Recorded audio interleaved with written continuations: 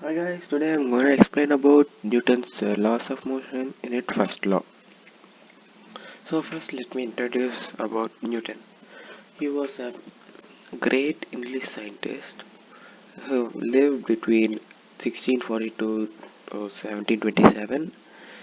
In future, like he just in this laws of motion, first half part was just developed from Galileo Galilei's ideas of force and motion. He presented his findings in form of three basic laws that govern the motion of bodies. These laws are known as Newton's laws of motion. Newton's first law of motion. The first law states that a body continues to remain in its state of rest or uniform motion in a straight line unless acted upon by an unbalanced external force. So it tells that a body will be in rest until and unless some unbalanced force comes and pushes it. So how you can see as this, you keep a big rock, two members will be pushing it from both sides because they both are like if both forces are equal, the rock will not move. But if someone's force is more than others, the rock will start to move. Mm, because it is an unbalanced force. They told unless an unbalanced force comes, a body will not move. It's true, right? And even until and this unbalanced force comes, it will not stop. Like you can see, Earth. Earth rotates around like revolutes around Sun.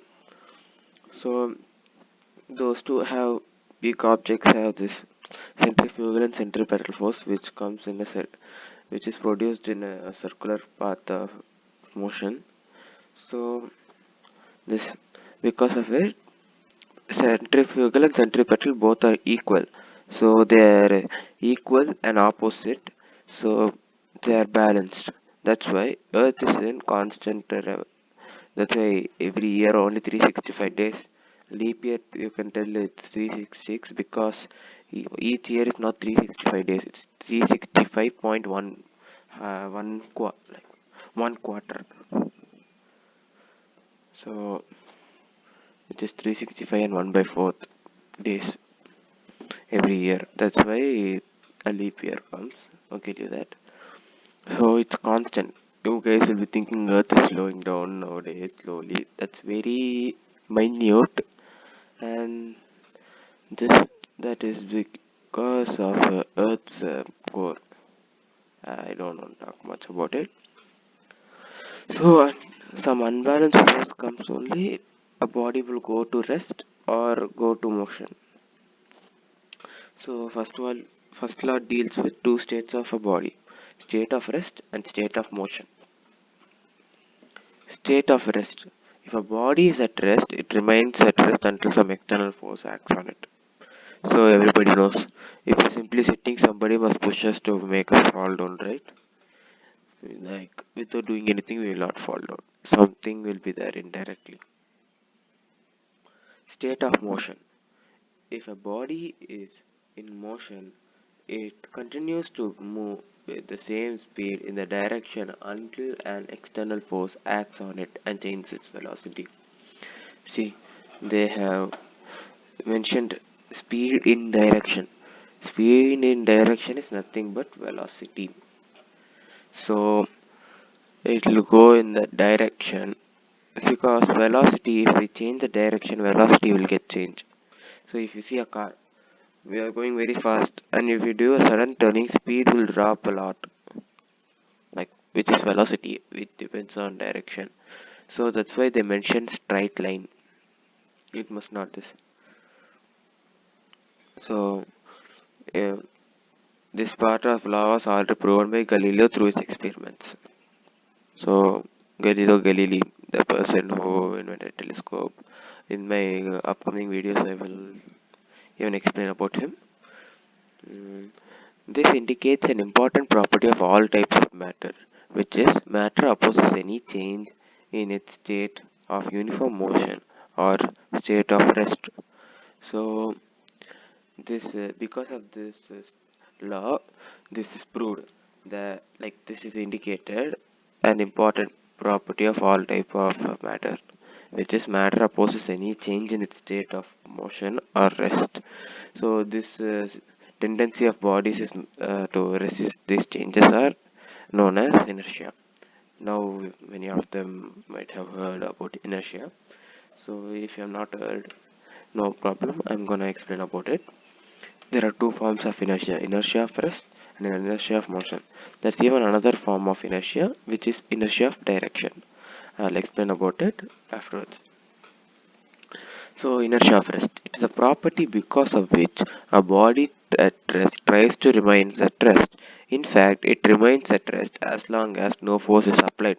You know, until unless some force is applied on somebody, it will not move. So, if you keep a big rock, somebody pushes it, only it will move. Okay. Inertia of motion. It is a property of matter because of which a moving body tries to continue to be in a state of uniform motion along a straight line. So you see here this in if you have like a rocket in space, if it's going in, it'll if it's going in straight line, turning may cause a lot of angela. So like if you're going in straight line, this the body will be even then moving until some force comes and stop. It will be continuously moving infinitely. So that's why they have even some probes. If to not to make them continuously moving, they have even thrusters on the front side to like balance those forces, like create an unbalanced force to make it come to rest. So I'll give an example of inertia of rest. So when like you're sitting in a car, the car starts suddenly, cause of which you may move backwards, right? That is due to inertia of rest of your body, not of the car, of your body. Because many of them this confuse that this part only, it's the body or the vehicle. It's actually of inertia of rest of your body, because car got its force and it's going to go in motion, but your body can't cope up with it. That's why it moves little back. So it is inertia of rest. How then you guys may asking how it an example for inertia of motion, right? So when you like you're in a car, if it's going, suddenly they have put sudden brakes. Okay, so if they put a sudden brake, you guys may go front, hit on the front seat or dashboard. Okay, leave that, no need of hitting. So you'll go front, right? This is because of inertia of motion. Your body is in motion with respect to outside objects. It's in motion, but car is also in motion. It wants to come to rest. It came in rest, but your body can't cope up with that, so it went front. This is because of inertia of motion. So I'll tell about inertia of direction. That when we have turn, our body can't cope up with this one. Like any body can't cope up with resisting that. It can't this it will not change the direction. So if we turn right, like a little fast, we will move towards our left side, because initially if you are going in a straight line, we turn this side, but actually if you are going in straight line, we'll go this side, so we'll jerk left side. Right? Our body can't cope up with it. Not like our body, any body can't cope up with the change of direction, so it will go towards the opposite direction in which it turned. That's inertia of direction. The importance of Newton's first law of motion. Prior to the discovery of this law, scientists believed that natural states of bodies is the state of rest. Yeah, now the scientists, after this discovery, scientists believe that this is the natural state of all bodies, because force must be applied because of some reason. So if force is not applied, for sure it will be in rest. The first law of motion challenged this belief and established that natural tendency of bodies is to resist any attempt to change the state of motion uniform motion, or rest. This law is known as the law of inertia. So I explained this much time about inertia, right?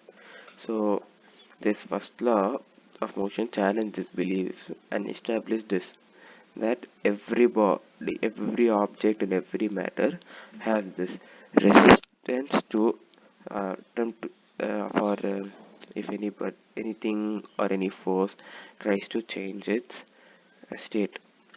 Like if they are forcefully making you to change your change your seat, you'll resist for some time, right? Like forcefully, not willingly. Willingly, like all objects can't do willingly. It established that inertia is a fundamental property of all matter in the universe, because of which it opposes any attempt to change its state of rest or of uniform motion along a straight line. This established that inertia is a fundamental property because like, like of all matter in the universe, because every matter opposes at least a little, right? Even gases oppose, because when a balloon, you blow a balloon and open the end, the air in it gushes out, right?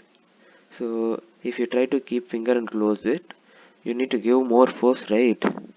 If it doesn't give inertia, no need to even give force, you just touch it enough, it'll not even go out.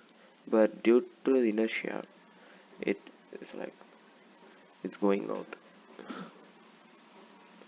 it's resisting to come to rest. So it introduced the concept of force as a physical quantity and gave its definition as that external influence can produce acceleration in the body on which it is applied. So now this, because of this concept, it introduced the concept of force as physical quantity. Mm. And gave it, they gave a definition for it, that any external influence can produce acceleration in the body on which it is applied. Thank you for watching this video. Please like, subscribe, and share this video. Thank you.